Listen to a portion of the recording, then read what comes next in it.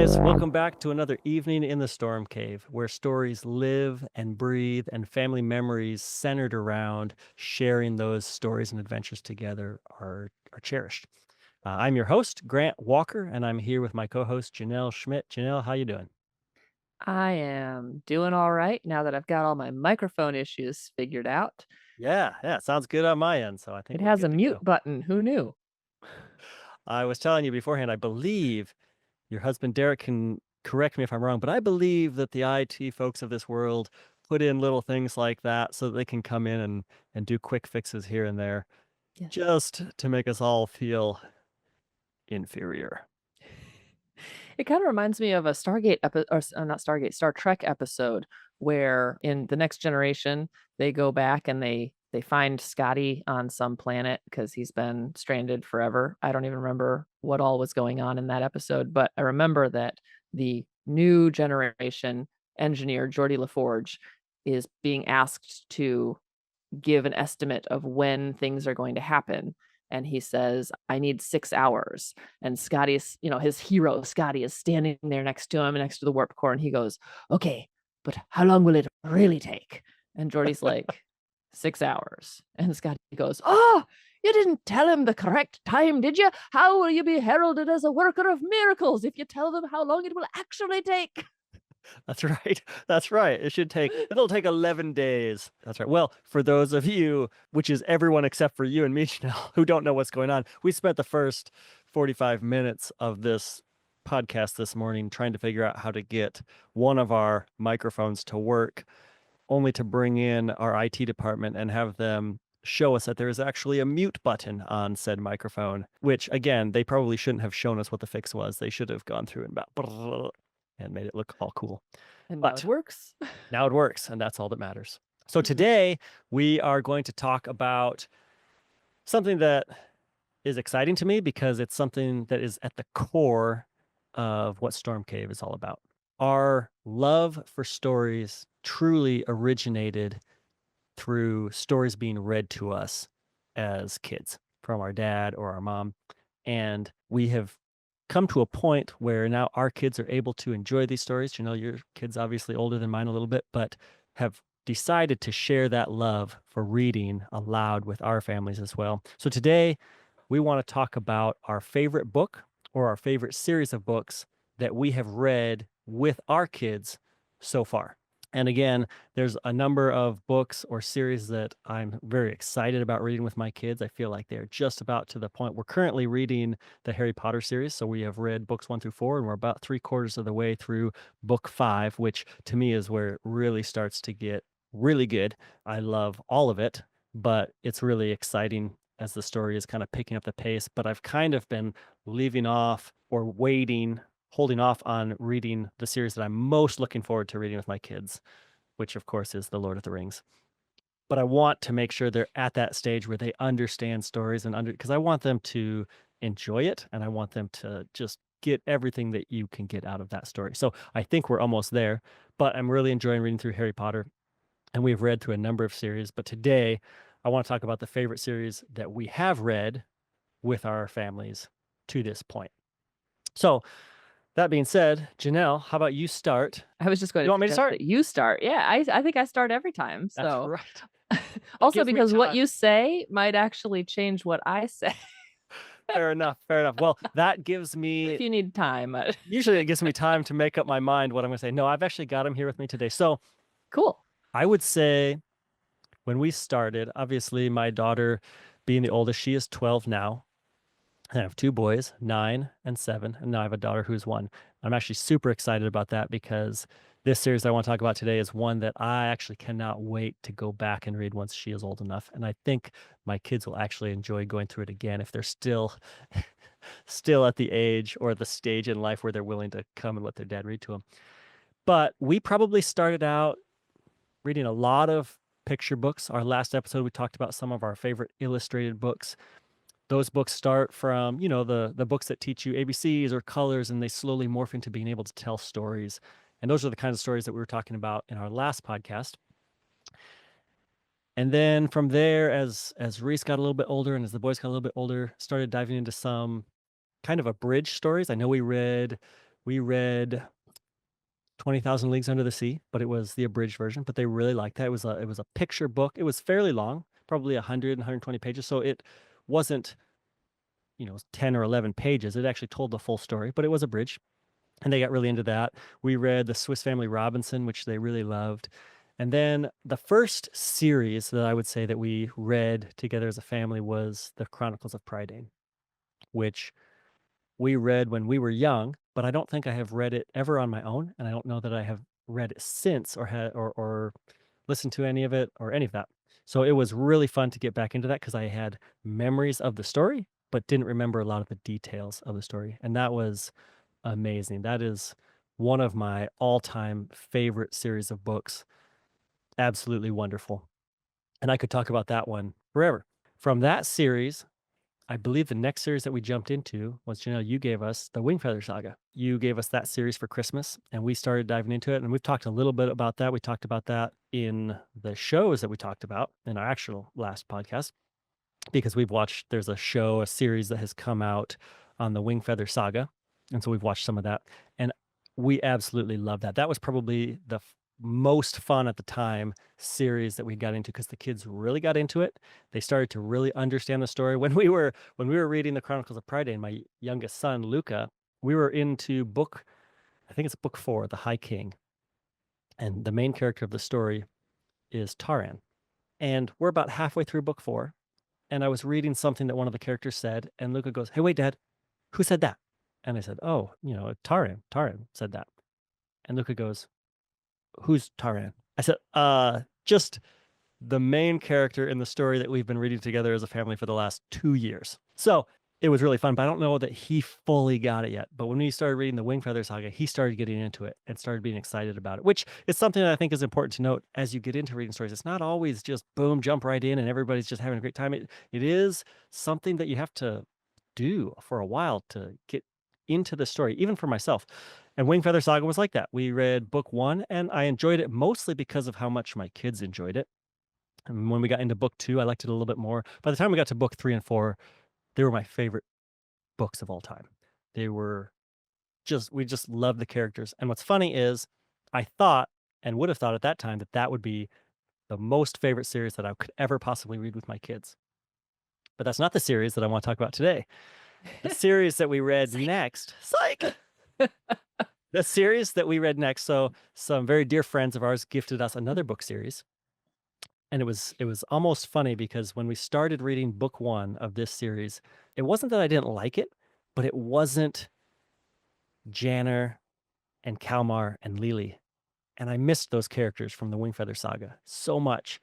And the new characters just weren't those characters. And it was funny because Janner, Kalmar, and Lily had gone through this whole progression. And I knew their full story and had seen them from the beginning all the way to the end. And so I was comparing their ending and how much I had grown to love these characters with these new characters that I was just being introduced to, who were at the start of their journey. And I was thinking, man, this guy doesn't have any courage, and this guy's, you know, and I just couldn't really get into it. But as the story progressed, one, it was again, Luca, my youngest son, really started to get into this series. It was great for both my boys and for Reese, my daughter. And as we really got into this series, it became unexpectedly just the most wonderful series of books that I have read with my kids so far. And it is the Green Ember series by S.D. Smith. Relatively new to the world of stories, I believe published in like 2014 or 15. So haven't been out there for very long. But the series of books follows 2 rabbits, Heather and Pickett Longtreader, and their world is embroiled in war. The rabbits used to have a high king who ruled and there was peace, but Morbin Blackhawk, who is a hawk, has come in using his army of wolves and other hawks and has taken over and is making life horrific for rabbits. And Heather and Pickett, the story starts with them living with their mother and father, and their father tells them wonderful stories of just the heroic deeds of the past. And the High King, who was murdered and has since ended any peace that they had. And there's always this hope of the green ember, which is the kind of the talisman, I would say, that signifies the true king, that it's still out there. And so he's telling these stories. And very early in the story, Heather and Pickett are coming home from playing the game that they always play together. And I believe their house is on fire and their parents have been taken and they are on their own. And this adventure begins, in which at the start, Heather is very fearful. Pickett, her brother, is very angry, and he goes by the nickname Shuffler because he's just kind of given up hope. And they, throughout this story, become heroes. And there's so many wonderful moments, and the dialogue is so good and the characters are so fun. You meet amazing characters. There's Helmer, who becomes kind of this I always picture him as like this Clint Eastwood-esque guide to Pickett, and he doesn't want to train Pickett, but Pickett sees Helmer as the only one who can channel his anger for what has happened in the first place into being sharpened into a weapon for fighting for good. And it's really cool how that dynamic, how they both are what each other need to bring out the best in each other. And Heather's story is beautiful. In the first episode, I read a clip from one of these books that just talks about the story in general, in terms of Heather has seen how her parents poured all this light into them as children, and they didn't know when that's what they were receiving, that they were going to need it to shine in a world that was just full of darkness and evil and danger, and that they were going to need it to give them courage. And it just really inspires me. It's one of those stories where I want to take that story out into my life. So I could talk about this story forever. I just want to read a segment because it'll give you kind of a little bit of a feel for how the characters interact, and just how you were talked about this in our last podcast, talking about shows, where you really like witty dialogue and banter and witty humor. And I love how the characters interact. A lot of the conversations, just, it's hard to get that in a snapshot, but I'm hopeful that this will just give you a small idea. So I'm going to read a clip. I'm going to, I think, to make sure I don't give any spoilers away, I'm going to read a clip from the fourth book. But one of the characters is a princess, and they say her name, but I'm not going to use her name. I'm just going to refer to her as the princess. They don't refer to her as the princess in the story, but I am fearful that I would be giving away a spoiler if I didn't do so. So I'm going to read just this clip. It doesn't really need any context. It's the characters are preparing to go off on an impossible mission. And the only reason they're going on this impossible mission is because it's their only hope for saving goodness and justice in the world. And even though they know it's hopeless, they have to go. That's all you need to know about this scene. The princess stepped closer to Pickett as Wheezy said goodbye to Helmer. "How are you doing?" Pickett asked. "I do not want to do this," the princess whispered, smiling back. "But neither did I ever want to be queen. I never dreamed of flying or of ruling. But here I am." "Dreams do not come true," Pickett whispered back. "Inspiring," the princess said flatly. "That's going in my book of Shuffler's Collected Wisdom. I'm going to write it after the war. Really show Heather who's the true scribe." "Well, you'll be queen, so you can do whatever you want." "Obviously, yes. If being a princess is anything like it, then yes, I'll be able to do whatever I want, all the time." "Ready to fly?" Joe stepped near after his new glider pack was checked. "Ready," the princess said. "Just really, really ready." "It's been her dream," Pickett whispered to Joe, loud enough for the princess to hear. "Since I was just a little doe, pretending to be a princess," she said flatly. Joe said, raising an eyebrow. "Dreams really do—" "Let's get going," the princess interrupted. "Leapers guide you, your highness," Wheezy said, bowing low. "Thank you, Louise," the princess replied.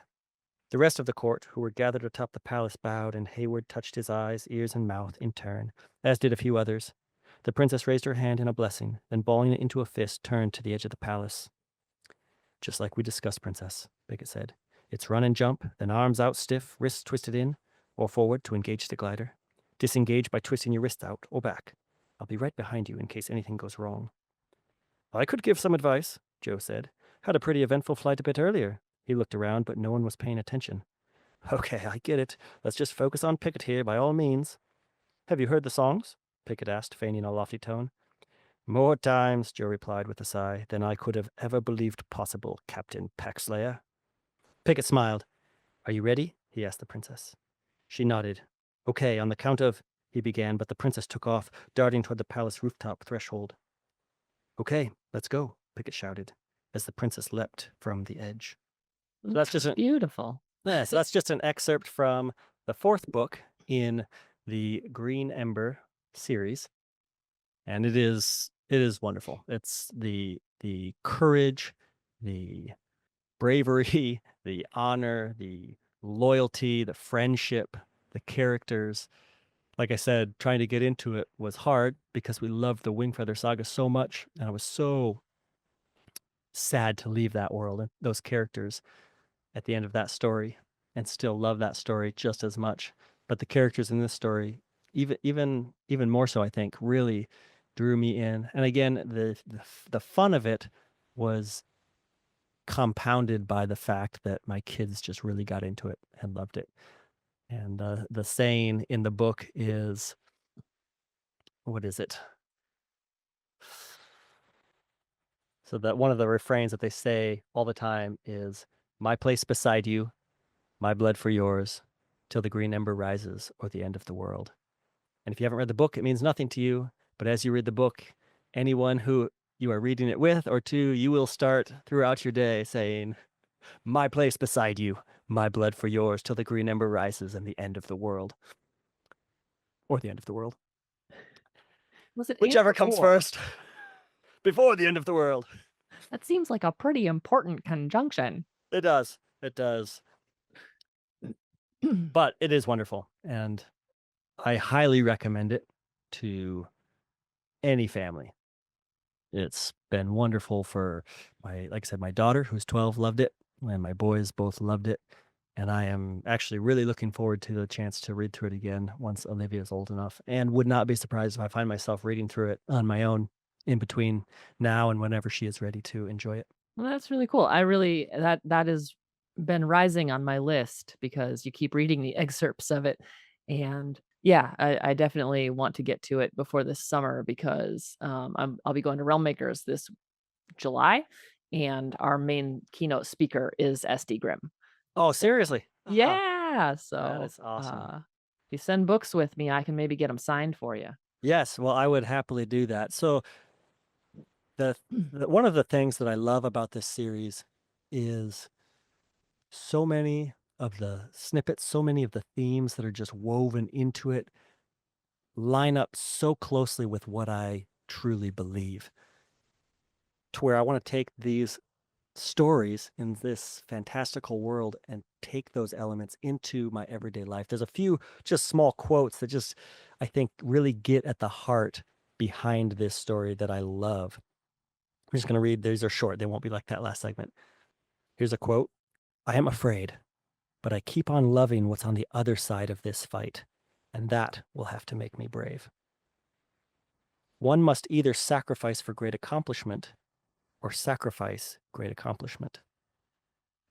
There is no cost too high for doing what is right, and no retribution great enough for doing what is wrong. To believe otherwise is to surrender our liberty to lies.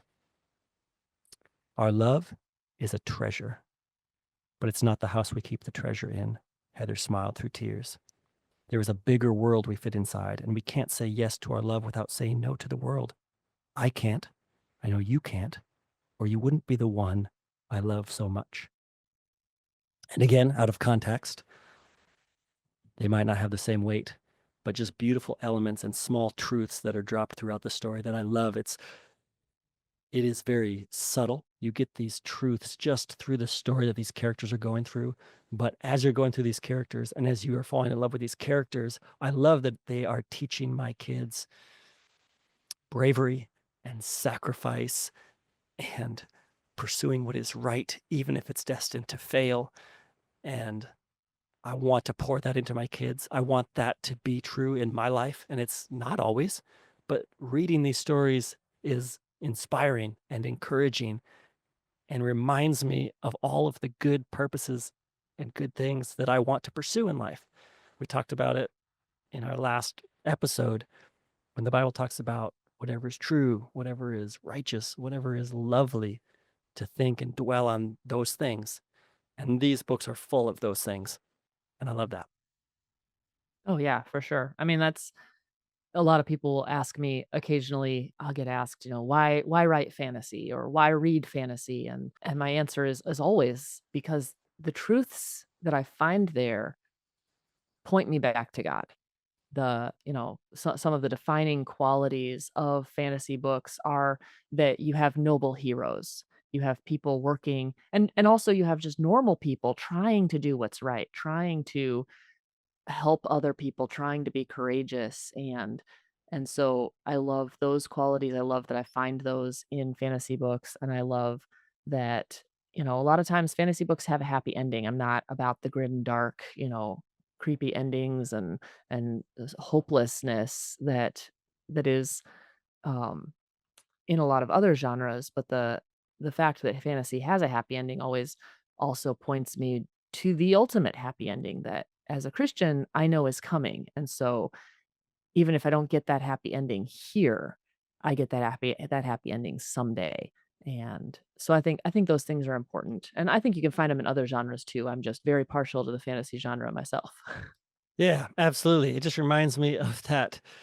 I've always thought one of the most amazing moments in the Bible is Jesus right before his crucifixion. He knows what's about to come, he knows what he's about to endure. And he takes that moment and decides to comfort his disciples. And he says, in this world, you will have trouble. There's no question. And listeners, Janelle, that this life is full of trouble. And Jesus tells us, he doesn't say, hey, follow me and everything's going to go great and be fine. He says, in this world, you will have trouble, but take heart, for I've overcome the world. And there's that hope. And I love that. And yeah, absolutely. We've talked about it before and it'll come up again.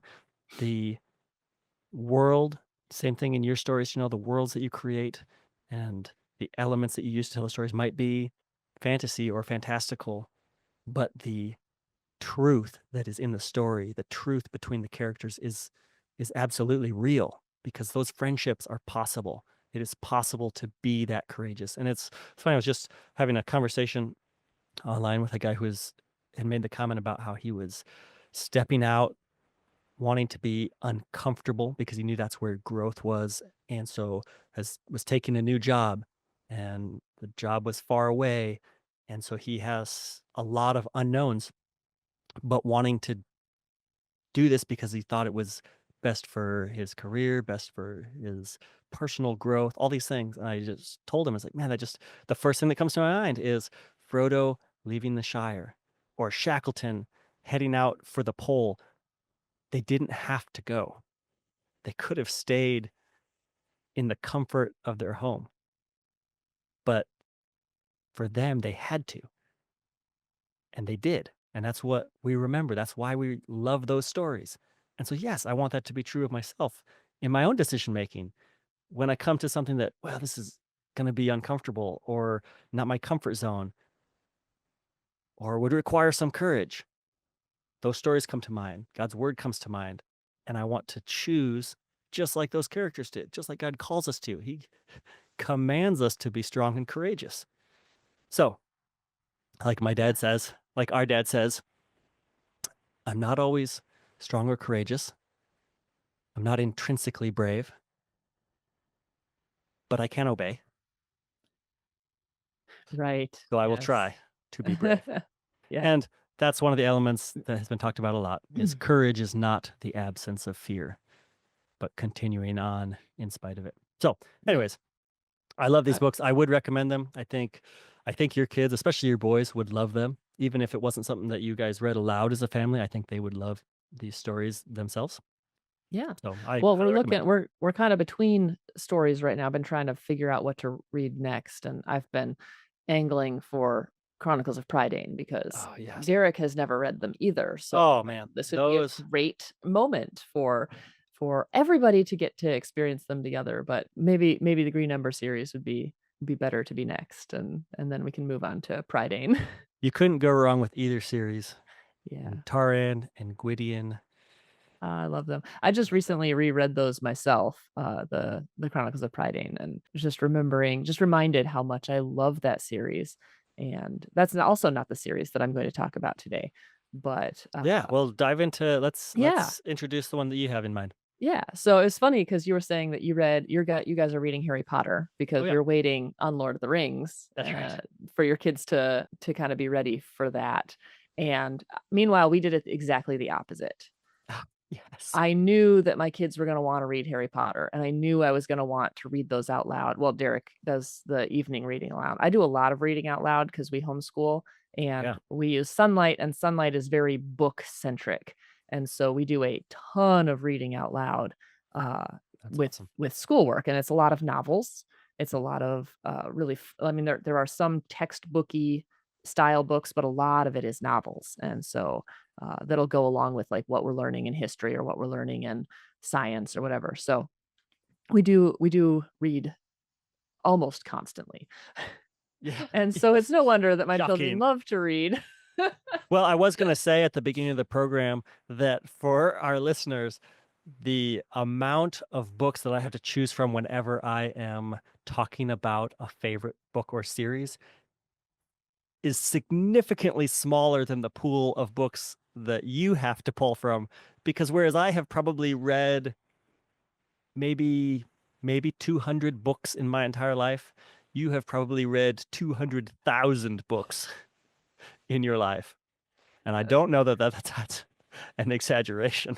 I think it might be a slight exaggeration, but not by much. Belle, all I know is Belle has got nothing on you. Well, Belle had a much smaller had access to a much smaller library than I've ever had access to Well, in my entire life. until she was captured by a majestic beast. Right, who had a majestic library. Yes.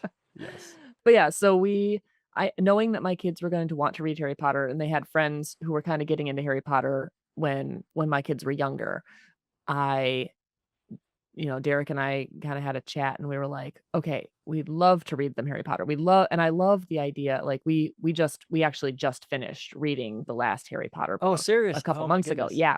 It's been a so our read-alouds have been pretty consistent for the past about 6 years. And so these like, for those of you listening or watching, this isn't something where we're just speeding through books as a family constantly. I don't know about your family, Grant. We don't read every night. Nope. We do a lot of watching TV. My family watches a lot more TV than Grant's family does. And so a lot of times we're consuming stories as a visual medium, like while we're having supper or whatever after supper. But when we have something to read, we do tend to read that a little more consistently. So we just finished Harry Potter. I think it took us about 3 years to get through all 7 books of Harry Okay. Potter. And we read that pretty fast for us, actually, because the kids kept asking, "We gotta find out what happened next. We gotta find out what happened next." But Harry Potter's not the series I'm gonna talk about Oh. because what we started with was we started with The Hobbit and The Lord of the Rings Ah. because I'm kind of a snob when it comes to fantasy, and I love Harry Potter, but I wanted my kids' core memory to be Tolkien. Oh yeah. So I that's the wanted that. cornerstone. I wanted that to be the cornerstone on which all of our family read-alouds, all of our fantasy books that we ever read forever are set on, Yeah. and I wanted them to see kind of the contrast, because Harry Potter is great. It's beautiful. It has a lot about friendship. It has a lot about courage, all those things that I love, but it also is not as well written as Lord of the Rings because it's written for a much younger audience, which is fine. So we started with The Hobbit and probably 6 years ago. And then we read through Fellowship of the Ring, Two Towers, and then Return of the King. And what's been really fun about, and then from there, we were kind of trying to figure out what to do next. And we started a series of unfortunate events and got through like book 4 and everybody got bored. So Leanna is now rereading A Series of Unfortunate Events because Ah, we've right on. discovered the new TV show, and, so she's trying to read the books very quickly before we actually watch the episodes, but then we moved on to Harry Potter, and that was what's been really fun, and it's kind of been like it's two totally different series, but it's kind of been one big long experience because all of those books have these beautiful movies that go with them. Oh, yeah. And so we with Lord of the Rings, we kind of went back and forth like what do we watch first? And I was like, because again, I'm such a snob. It's like we're watching The Lord of the Rings first. So we had to read The Hobbit and then we had to read all the Lord of the Rings books before we could go back and watch any of the movies. But as So soon as tell we Oh, Oh, go go ahead. ahead. No, go ahead. I was just gonna say, so tell me, because this is I've been trying very hard to stick to this, and it's getting harder now that Reese is getting older. But there have been a number of times where I've had to either at a cousin's house, but it's very important to me that they read or get to hear the Lord of the Rings stories first before seeing the movies. And I'll talk about why Uh-huh. specifically. But were you guys able to do that, or had you guys seen those movies before reading the books? We read the books first. Ah, Yeah. And that's part of why we read them when the kids were so young. I mean, 6 years ago, Graydon was 2, right? So when we yes. started The Hobbit, he doesn't remember that. He remembers The Lord of the Rings, but there was a certain amount of, "We're gonna go back and reread them." He will have technically heard them first and then watched the movies, and then we'll read them again probably in a couple of years. For sure. But yeah, so for us, that was the other thing, was knowing that I wanna share these movies with them. I want them to see them, and I want them to see them before they're 18 years old, right? Yeah, yeah. And so for to some extent, it's like, okay, the youngest, like we talked about a couple weeks ago, the youngest always kinda gets a slightly different experience than the oldest, and that's fine. So yeah, so we watched the Lord of the Rings movies and then, and kinda took, every other week or whatever, that sort of thing, movie night for the family, and then we watched through the Hobbit movies, and, I love doing it that way because while I am a literature snob and kind of a movie snob at sometimes, I love the Hobbit movies. And this is, like, probably my one big controversial opinion because I love them. I love everything about them. I love the silliness of them. I love the epicness of them. I love the addition of Toriel. I even love the romance between Toriel and Keely. I'm sorry, yeah, Keely. I love everything about them, but I don't see them as a true adaptation of The Hobbit, and that's Mm, why I can love them as much as I do. The Hobbit movies are not a book adaptation. If you're looking for a book adaptation, go watch the cartoon. yeah, for sure. I think if you looked at it that way, you could definitely appreciate them more. Right. But the Hobbit movies are a trilogy, a prequel trilogy to the Lord of the Rings movies Hmm. based on The Hobbit.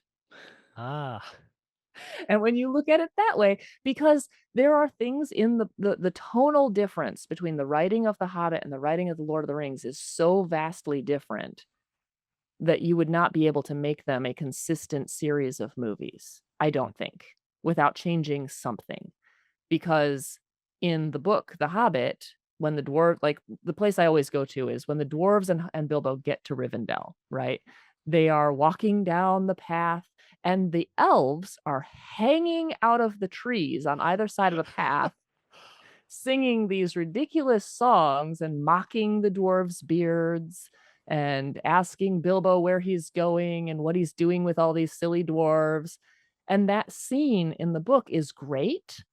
It's hilarious. And if you think about Hugo Weaving doing that, it yeah, becomes even more hilarious. yes, So you kind of have to change the tone a little bit in order to make the movies all match because Tolkien didn't make the books match. The Hobbit was written for his son, right? It right. was written as a middle grade story that he was actually telling his son, Christopher Tolkien, and then had to start writing things down because apparently Christopher Tolkien was a stickler for details. Yeah. We'll just look at the So, difference between the spiders in Mirkwood, being called names, Attercop and right. old Tom Noddy Yes. versus Shelob, Yes. totally, tonally different. And what is Yeah. interesting is I don't think I have heard it said that way before, but I think all of the gripes or complaints about the Hobbit trilogy are all focused on how it differs from the books. Oh, yeah, for sure. I haven't heard many complaints about the storytelling in general of the movies because it's very fun and wonderful. But I wanna go back because when you talk about waiting for your kids to read the books to be able to see the movies. I'm curious how that experience went because not only to me is the Lord of the Rings movies, which are there's plenty out there. If you are unaware of them, you've been living under a rock. But it is you'd be hard pressed. They are the pinnacle of cinematic achievement in my mind and always will be. I don't think anything ever will be created on par with what was accomplished in the Lord of the Rings movies. That being said, when we were young growing up, the Lord of the Rings book series was and remains to be the pinnacle of reading as a family, of storytelling in general, of writing in general. To me, it will always be the Mount Everest, the the absolute only face on Mount Rushmore. So when we were in high school, we had read those books. I believe Dad read them to us at least twice, and I know we had the audio version of the books that we listened to on road trips. And we saw the cartoon movies, which we loved those growing up. I still love them. I think they're wonderful. The Lord of the Rings, how they created that and produced that was just a crazy story in itself, but very wonderfully done. Nowadays, it's probably definitely a little bit on maybe the cheesy side. Definitely very 1970s cartoon, but I loved how it shared the story. And I remember drawing pictures and just thinking, man, The Lord of the Rings would make the most amazing movie. But it was, and there was always, as we got a little bit older and we're kind of aware of things, I remember it was like, oh man, Sean Connery playing Gandalf would be awesome. It would not have been awesome. I'm glad they cast him as Boromir. Sean Connery? Oh, I'm sorry. Sorry, you said Sean Connery and I thought Sean Bean. Yes, yes. Sean My Connery as bad. Boromir would have been awesome as well. Sean Connery as Boromir would not have worked either. If it is to win the Wow. council, Whew. then Gondor Really will see it only done. heard the first name you said. But just thinking and dreaming that up, and I remember because I was in high school. I don't know if I was a freshman or a sophomore, but I was sitting in Mr. Hockett's computer class. I think it was Computer App 1 or 2. And he said, "Hey, I've got something to show you guys." And so he had a projector in the room and he pulled up and he played the teaser trailer for the Lord of the Rings movie. And it was mind-blowing to me because it gave you this 30-second, and teasers don't show you anything. I think it showed some rolling hills and maybe it showed like the face of an Uruk-hai guy. But blew my mind. And I remember coming home being so excited and trying to and still couldn't, and it was probably a year before this movie came out. But when we went to go see those movies, it was amazing. We saw the first one in theaters over Christmas break. I think the Lord of the Rings came out over a 3-year period of time, every year around Christmas. So we were on Christmas break. So that was just awesome. And we went and saw the first one, and it was just an amazing movie, but two, it genuinely brought to life this story that we loved so much. And it was amazing. It's the only time in my life that I have seen a movie in theaters probably 7 or 8 times while it was just been released. Maybe I've seen other movies twice, maybe. But we did that with each of the 3 movies. But again, the movies were and are to me the pinnacle, but part of what made them so special was how long we had to wait for them, being so excited about the possibility. And then how often do we have expectations for something that great and not end up being let down? But our expectations were surpassed, which is why it was so fun. So that's why the movies were so fun. But it was because of our love for these stories in their written form. So I'm curious what that experience was like going through reading those stories together as a family, but then Yeah. knowing that these are going to be great, whereas we were just anticipating.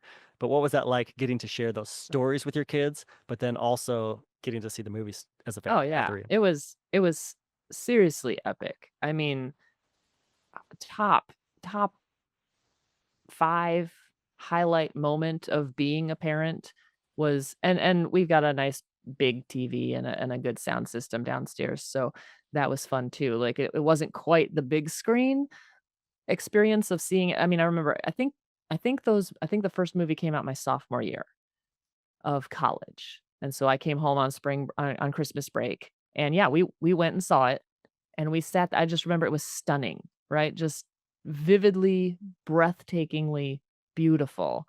and we sat there and we were in the front row of the stadium seating area. And I remember sitting there, like, as the credits rolled and just being, like, kind of awash with, "I can't believe how good that was." And then our dad leaned forward and got this huge grin on his face and looked at all of us, and he was like, "And that was the boring book." Yes. Oh my goodness. And then we went and saw it another 6 times over Christmas break. I mean, in a 2-week window, we saw this movie in theaters 7 times. It was fantastic. But yeah, watching it with the kids, knowing, knowing that they were going to see these characters come to life, knowing that even if Graydon hadn't quite caught everything while we were reading it, that he was going to see those characters and they were going to become, a part of his childhood and a part of, his core memories growing up, that these characters were going to step to life, on the screen, was really fun. It was really fun. And now, so we did the same thing then with the Harry Potter books, going through and reading each book and not watching the movie until we had read the book. So we watched it we were able to do it a little bit more consistently. Like with Lord of the Rings, we read everything and then we watched everything. Yeah. With Harry Potter, you can do it more, okay, read book 1, now we watched movie 1, right? And so that was some of the impetus to us getting through them a little faster was, the kids were like, "We wanna watch the movie." You know? Um, Absolutely. but but yeah, it's just such a fun, neat experience and getting to experience those movies again kind of for the first time alongside them as they recognized characters, as they we only watched the extended editions. There's no theatrical release Way to garbage in go. our house. But what was really fun was even, like, when you've read the books and then you're watching the movies, you get to hear your kids notice things, like notice the differences, notice "That's not in the book." And I love that because they're not, like, incensed or outraged about it. They're just noticing. They're just sometimes they'll be mad, like, "Hey, they left out my favorite line." And I'm like, "Yeah, I'm still mad about that too. I'm mad about the whole interchange with Gandalf and Saruman not having my favorite line, where Saruman is like, "I am now Saruman of many colors," and Gandalf just very sarcastically says, "I liked white better." Right? Like, that's just a great line. It's just such a, like, Saruman is trying to do this big reveal, and Gandalf is like, "Yeah, whatevs." Oh, yeah. But you know what's funny is I agree 100% because sometimes seeing it through our kids' eyes helps us appreciate things that we didn't before, talking about how they just love it, whereas maybe there's parts that, I'm thinking other stories where I am incensed with rage over, I believe it was Disney's adaptation, speaking of Chronicles of Prydain, of the movie The Black Cauldron. It's it's a travesty just because of how much I love that book and how powerful that book is, and they just ruin it. So Right, well, they my started with kids, the 2nd book, they and did, then they they did, did an awful but job with it. they took characters' heroism and they replaced it with somebody else. Anyways, because Gurgi ends up anyways, the whole thing. But my kids watched it without because I wasn't going to allow them to watch it, and they loved it, and I just couldn't have been more upset by that. But then thinking, you know what? Like, again, it's kind of like you were talking about The Hobbit. If you're just enjoying it just as Yeah, a story separate from the book, it does make it a lot easier. But again, that's why the movies of Lord of the Rings were so amazing because, mhm. yeah, of course, even in the extended editions, they can't get everything in. And everyone's going to have different favorite characters. Everyone's going to have different favorite parts. When you have a book that spans the page count that Lord of the Rings does, there are so many amazing and wonderful things. And of course, licenses going to be taken and things are going to be changed around. But what's amazing is they captured so much and were so true and were so faithful to the source material. And it was obvious that that's what guided them. And Oh, yeah. each character, each actor obviously knew who their character was. I've seen movies. We talked about this recently because Yep. I was talking with Brittany. Maybe you read it too, but you read that story. Did you read Mountain Madness? Or was that Brittany? Yes, I read So you read Mountain that Madness. story. And so Mountain Madness is the story of Scott Fisher, who led the Mountain Madness expedition on the Everest disaster that happened a number of years ago where there was a number of teams, there was a big storm and a number of people died climbing Mount Everest. And they made a movie called Everest and stars Jake Gyllenhaal and can't think of the other name of the actor who plays Rob Hall. But I remember watching that movie thinking that, yeah, as a story, it was fine. But it was obvious to me, I don't know, Jake, if you're listening, you could correct me if I'm wrong, but it was obvious that Jake Gyllenhaal did zero research into who Scott Fisher was as a man. I just thought it was so unfortunate because his life was so amazingly lived to be boiled down into kind of a caricature of how other people perceived him rather than really understanding what his passion and focus and drive in life were. And I think that happens a lot in translating books to movies is they might take the story seriously or elements seriously, but a lot of the other stuff just gets kind of sloughed off as like that's unimportant. Right. And I think it's something that will probably never be done again in film where every element, Mhm. it's well documented. You can watch all the behind the scenes, but things like the entire manuscript of The Hobbit being handwritten by a calligrapher so that they could show one page being turned. Just Right. the respect of the details and all of it, which Oh is yeah. why it's so amazing. But again, I think it all goes back to that source material, the Right. book, and how amazing those are. And so yeah, that just has to Yeah. be a lot of fun to go through. Do you have a favorite moment or a favorite part of the story that you can recall reading as a family that was especially fun or even seeing in the movies that wow, that's something we're all either looking forward to or we just the kids really got into this part?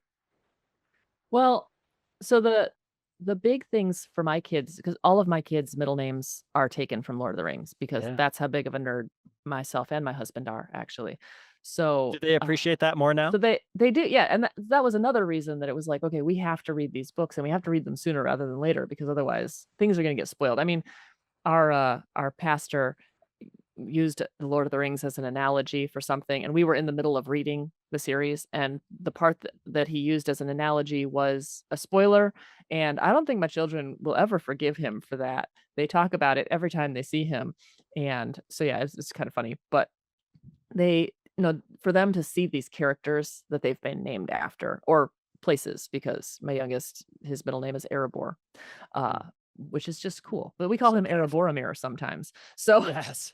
because Yes. my husband wouldn't go for Boromir as a middle name. He has come around to loving Boromir more than he used to, but, he's not quite on the same page as me in that Boromir is truly, truly one of the main heroes of this story.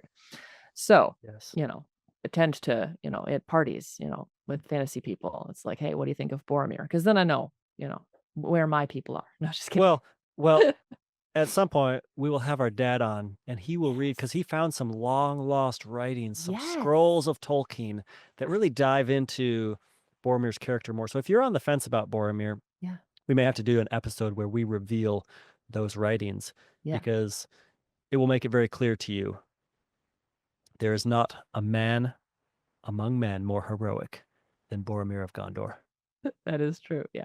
But so it's fun. So, like, we've got, an Arwen, and we have an Éowyn, and we have an Éomer, and we have Erebor. So, obviously, I'm the glad you Hobbit movies. I'm glad you shared those names because I was thinking that would be good because I wouldn't want someone thinking that, oh, maybe one of Janelle's sons is named Billy Bomber Schmidt No, I did have family members who were like, "Okay, when who's gonna be named, um, or Chris the uh, Goblin or Cleaver. Chris," or yeah, I don't remember. Uncle Todd had a lot of different, suggestions for me when he found out that this was what we were gonna do.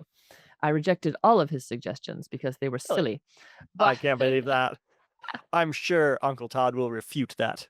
he will, but he'll have to watch this in order to refute it, so Ulterior motives. yeah, but yeah, no, so they really liked, I think the moments when their characters were introduced were really fun, and my daughters, whose middle names are Arwen and Éowyn, they had this whole thing while we were reading the stories that was just really fun because, in the books, one of those characters does a lot more, and one of those characters is just sort of we know that she's awesome, but we don't really get to see her very much, and so Lyanna's always, we got to the very end of everything, finished the Return of the King, and Lyanna was just like, "Your character fought a Nazgul. My character sewed a banner."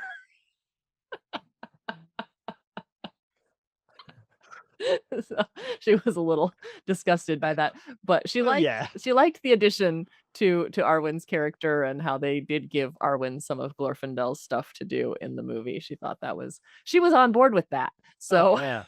Yeah. I love Glorfindel, and I don't like that, he was completely cut from the movies, but I also have always loved Arwen and was actually quite happy that she got more screen time in the movie than she gets in the book.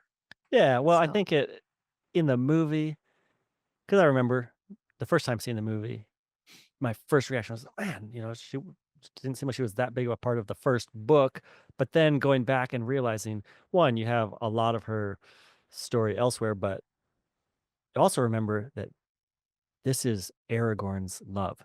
And mhm. so they need to show the dynamic between them, why they both love and respect each other so much. And they did that beautifully in the movies, I think, to where you just see how they pour courage into each other and the choices and decisions that they make. So in the book, you might just get small hints at this, but the movie fleshes it out and shows the power behind Arwen's decisions. Oh, So yeah. I think it's beautifully done in the movies.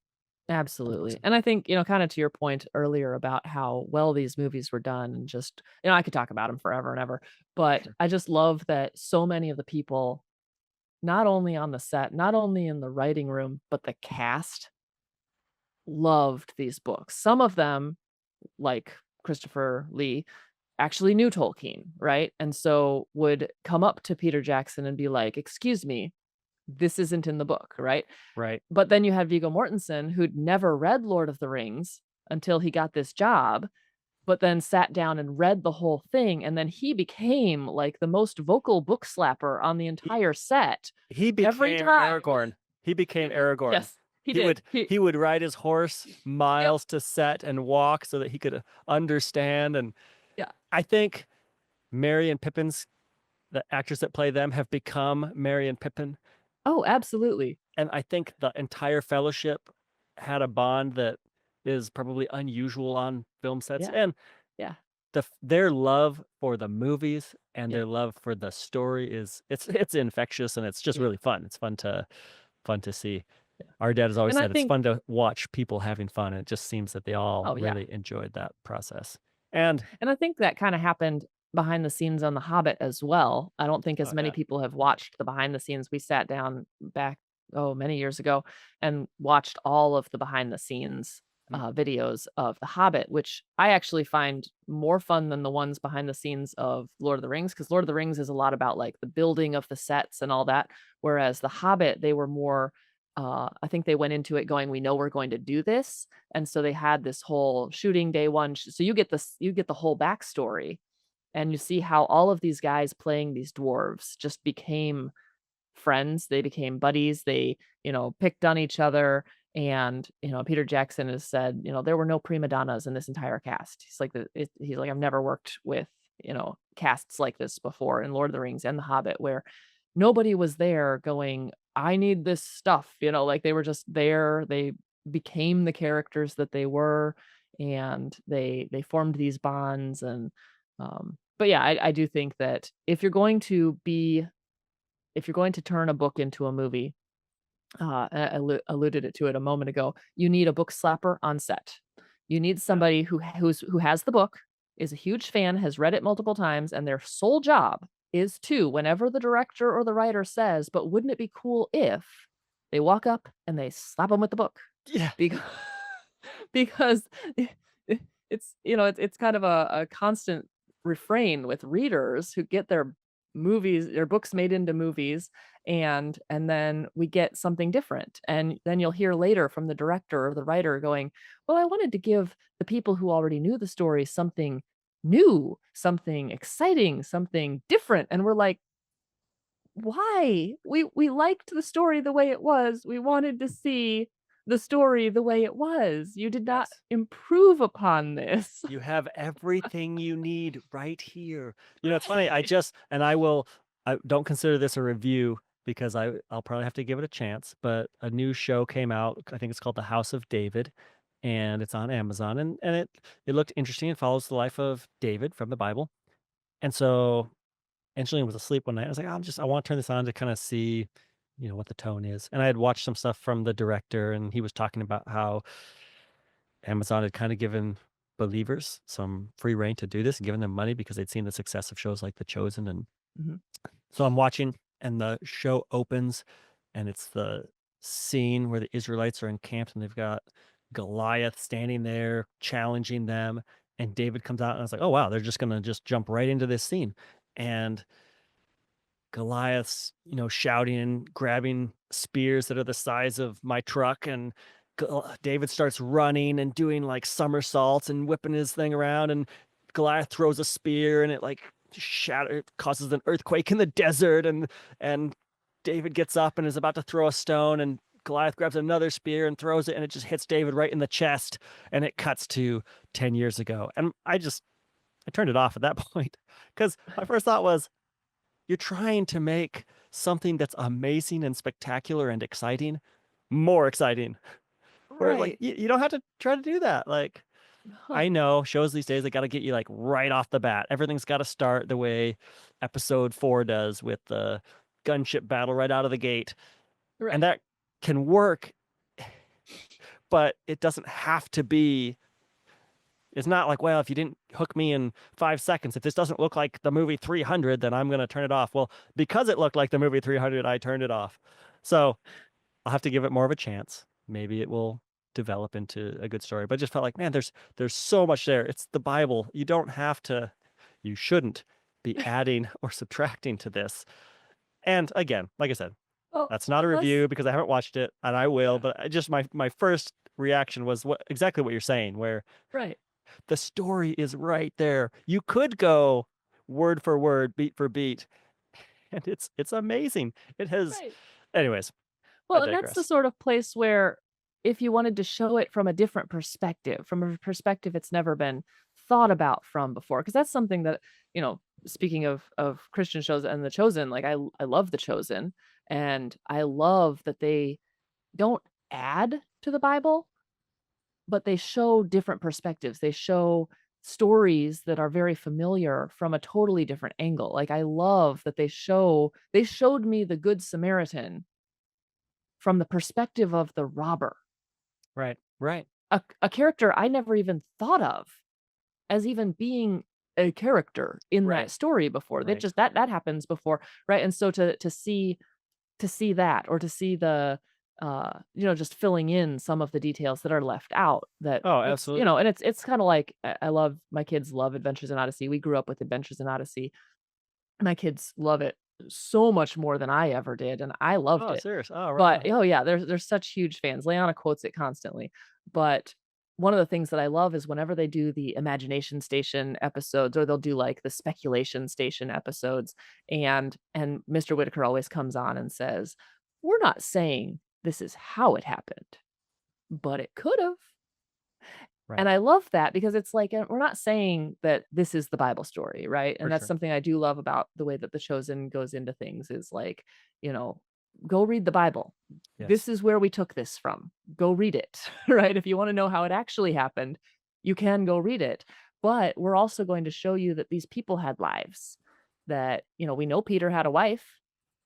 So For sure. what might that marriage have looked like? We're not For saying it sure. did. We're just Right. saying it could have, because we're showing it on screen, right? But to show a huge battle that didn't actually happen, where David is having spears flung at his chest, I don't Well, that like I said, seems to be taking a little bit more yes. license, but I haven't seen it at all, so I do actually still want to give it a chance, because Oh, I me I too. have been very interested. Me too. And But it's very possible that they do that exact same thing. To me, it's you're taking those stories and almost turning them into parables. I love doing that. We've done that in our youth group a number of times. Like I love the scene in The Chosen between Nicodemus and Jesus. It just it breathes life into the text of John 3:16 and John 3, the oh, whole yeah. chapter.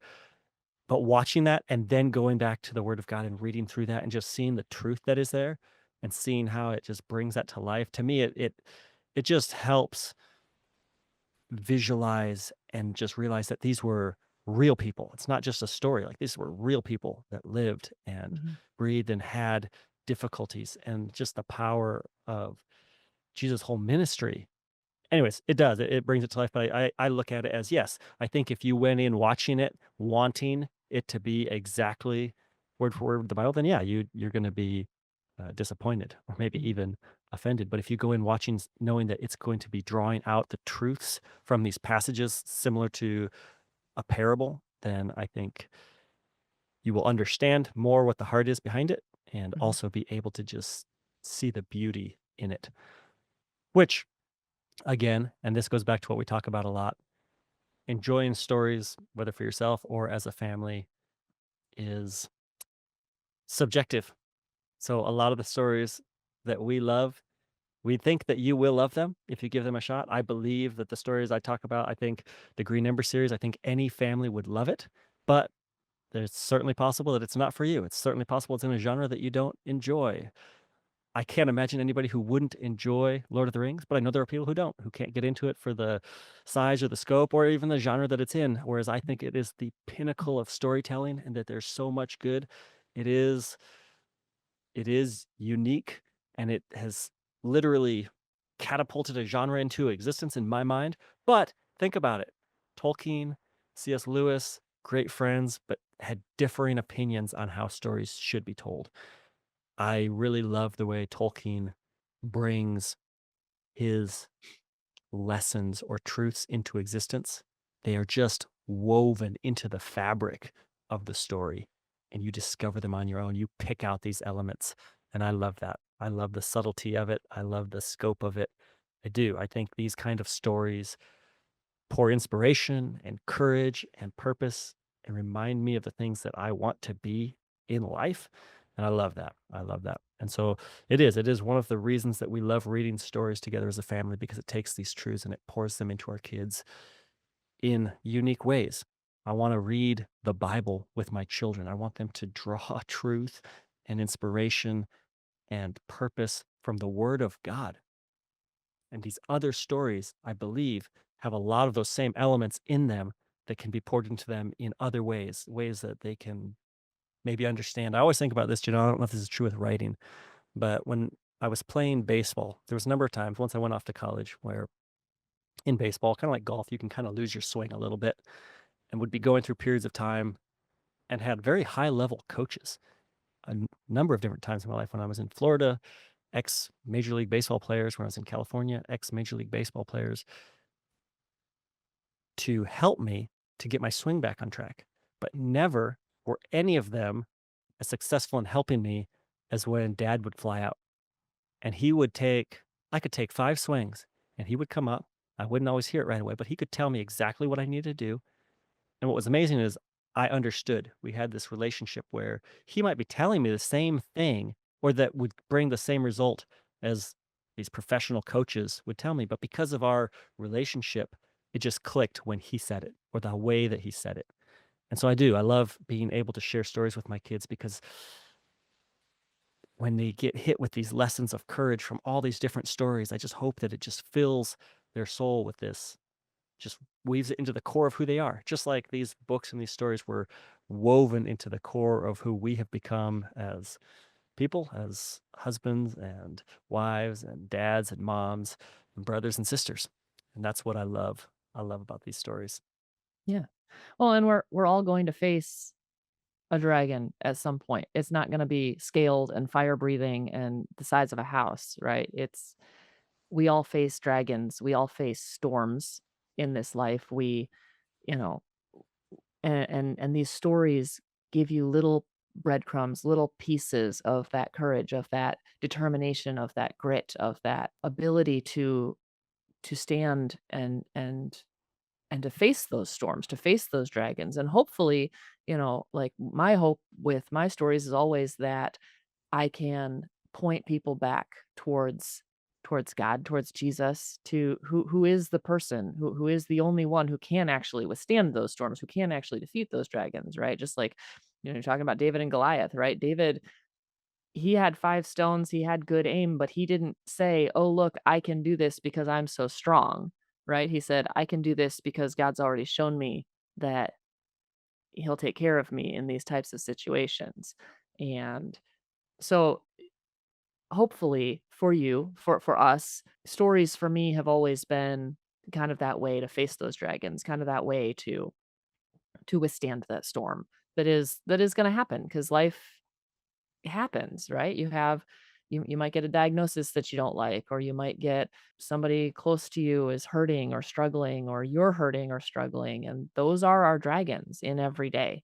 So for me, stories have always been a little piece of the armor against those storms. And so we're just happy to be here, to be sharing our stories, to be sharing stories we love with you as a way to come in out of the storm. And we just thank you so much for joining us here in the Storm Cave again this week.